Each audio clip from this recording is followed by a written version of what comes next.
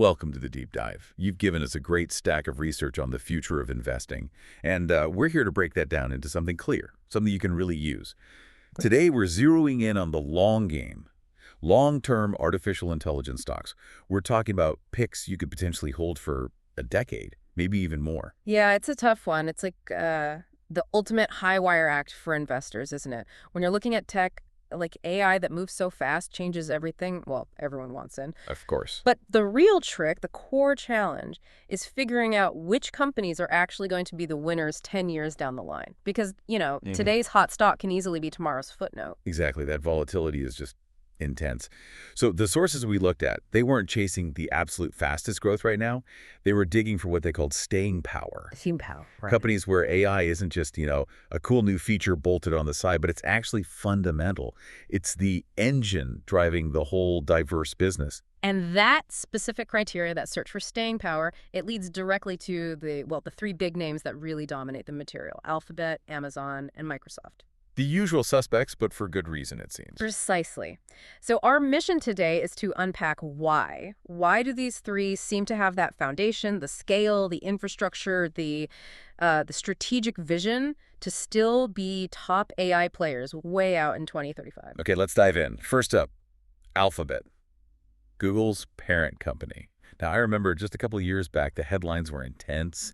Generative AI was seen as this existential threat to Google search. Oh, absolutely. That narrative was everywhere. Pundits, analysts, they genuinely seemed to fear that tools like ChatGPT would just completely pull the rug out from under Google search, which is, the heart of Alphabet's money machine. The thinking was, why click through 10 blue links if an AI could just give you the answer directly, right? Yeah, exactly.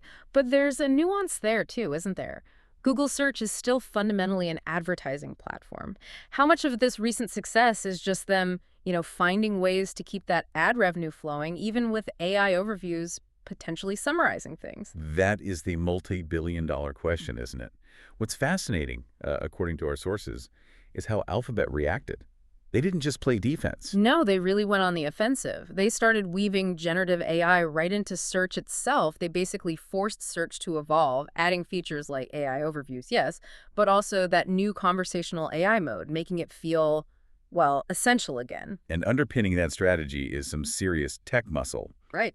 We're talking about Google Gemini. The research confirms it's definitely one of the top-tier large language models, LLMs, out there. And there's buzz about an even more powerful version coming soon. They're not just keeping pace, they seem to be pushing the boundaries, setting the pace in many ways. Right, they're defining the ceiling. Absolutely, and you see that reflected in the business results. Alphabet's CEO said back in July something like, AI is positively impacting every part of the business, driving strong momentum. And the clearest number backing that up, Google Cloud.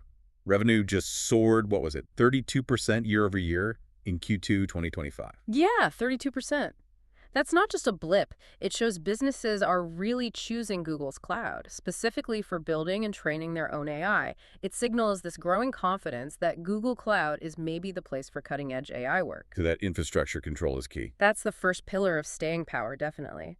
But you also see them diversifying into other AI-driven areas. Think Waymo. The robotaxi service. Yeah, noted in the research as a clear leader there. And also Android XR, their operating system for augmented reality. They're basically building the software foundation for things like AI glasses, spatial computing, the next wave of wearable AI. Okay, so Alphabet took what looked like a threat and turned it into this diversified technological offense.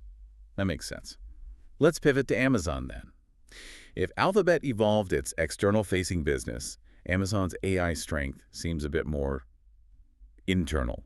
Subtle, maybe. I think that's a good way to put it. Yeah, internal. Obviously, you have to start with Amazon Web Services, AWS. It's the giant in the cloud space. Right, although that recent big outage certainly made noise. It did. Made a lot of headlines and, frustrating short term. But looking 10 years out, the sources suggest it's basically a non-factor. What matters is the underlying scale and capability. Okay, fair enough for the long view. Yeah. But the research also pointed out that AWS growth, while still strong at, 17.5% year over year in Q2? Still very solid growth. Solid, yes. But it is slower compared to Google Cloud's 32%. So if their cloud growth isn't quite keeping pace with rivals, why did the sources still peg Amazon as a decade-long AI hold? What's the real AI story there? Okay. The real story, and this is where Amazon might be unique, is how brilliantly they use AI internally. To boost their own efficiency, their own profitability within that massive e-commerce and logistics machine they've built, they're maybe the best user of AI, not just a seller of it. Wow. Okay, so it's not just selling shovels in the gold rush. They're using the shovels better than anyone else in their own mind. Whoa. That's a different angle. Exactly. Think about the scale involved. Their Deep Fleet AI model, it manages over 1 million robots in their fulfillment centers. 1 million. 1 million robots. That number's hard to grasp. And that AI isn't static. It's constantly tweaking routes, improving travel efficiency for those robots, shaving off seconds here, seconds there, across millions and millions of orders every day. That adds up to huge cost savings, better margins year after year. And that kind of internal saving, that's less susceptible to market swings than, say, ad spending or software subscriptions might be. Precisely. And it's not just the warehouses. They use AI for demand forecasting, predicting what you'll want to buy, where to stock it to get it to you faster. All these AI-driven micro-optimizations, they compound into a massive competitive moat in e-commerce. Okay, internal mastery is huge.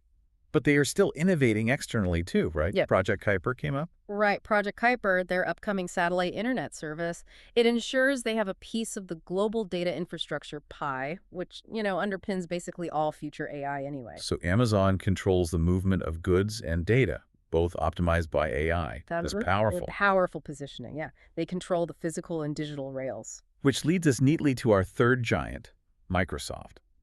If Amazon is about internal mastery, Microsoft seems to represent external mastery through, well, maybe the shrewdest strategic partnership we've seen in this whole AI cycle. Oh, absolutely. The sources we reviewed kept coming back to it. Microsoft's partnership with OpenAI, calling it perhaps the smartest deal in the age of AI so far. Because it instantly put them right at the center of the generative AI explosion. Exactly. Without needing years to build that foundational LLM tech entirely themselves. They essentially partnered their way to the front of the line. And the immediate result was injecting that OpenAI tech, like GPT models, straight into their existing software empire. Word, Excel, Teams, you name it, making those tools instantly more valuable through things like Microsoft Copilot. For basically every knowledge worker on Earth. Yeah. And that move created this massive tailwind for their cloud business, Azure. Right. Azure's growth. It's now firmly number 2 globally in cloud services. And their intelligent cloud segment revenue jumped 27% year over year last quarter. That's serious momentum, showing customers are moving to Azure specifically to get those AI capabilities. Which really underscores that quote from CEO Satya Nadella, where he said, cloud and AI is the driving force of business transformation across every industry. And sector, yeah. But the really crucial part of that from the source materials perspective is the observation that this transformation, it's still in its early innings. Early innings. That phrase really sticks out for a long-term view. It's key to the whole 10-year investment idea. They're not finished integrating AI. They're really just getting started. And importantly, Microsoft isn't just betting on OpenAI, which shows smart flexibility. I saw that. They're also offering Anthropic's Claude models alongside OpenAI's within Microsoft 365 Copilot. Why is having both options so significant for the long haul? Well, because the underlying AI tech itself is still changing so fast. By offering multiple leading models, Microsoft stays somewhat neutral, They can offer the best tool for the job, regardless of who made the AI model itself. Plus, Go on. their position with Microsoft 365, Office, all that productivity software, it's the perfect breeding ground for what's called agentic AI. Agentic AI. Okay, let's quickly define that for listeners. It's basically AI that can do complex stuff for you, multi-step tasks like planning a whole trip or writing a draft report without needing constant hand-holding. Exactly. Autonomous agents working within your workflow. And since millions of businesses already live inside that Microsoft 365 ecosystem all day, well, Microsoft is positioned perfectly to deliver those next-level AI agents. They own the distribution channel for that next big productivity leap. Okay, let's try and pull this together. We've got 3 giants, 3 somewhat different AI strategies, all aimed at long-term dominance. Alphabet, evolving search, building the future cloud and tech infrastructure. Right. Amazon, leveraging AI internally for incredible efficiency and profit gains, all backed by the AWS Foundation. And Microsoft, using smart partnerships to transform its core software and supercharge its Azure cloud growth. And the common thread, the reason the sources point to their staying power, it really boils down to infrastructure control combined with deep business diversification. For these companies, AI isn't just another product line. No, it's fundamental. It's the core mechanism driving transformation across all their massive, diverse operations. They're diversified not just in what they sell, but in how they use AI user tools, internal optimization, raw cloud power. So they control the cloud plumbing, they have unimaginable amounts of data, and they control the main ways AI reaches us, whether that's search, e-commerce, or our work software.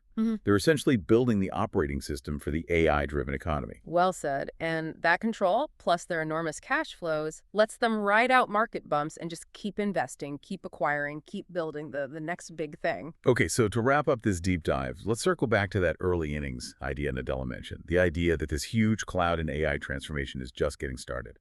Here's something to think about. If these massive companies, operating at a scale that's already hard to comprehend, are only now beginning this deep AI integration, what does the mature phase even look like?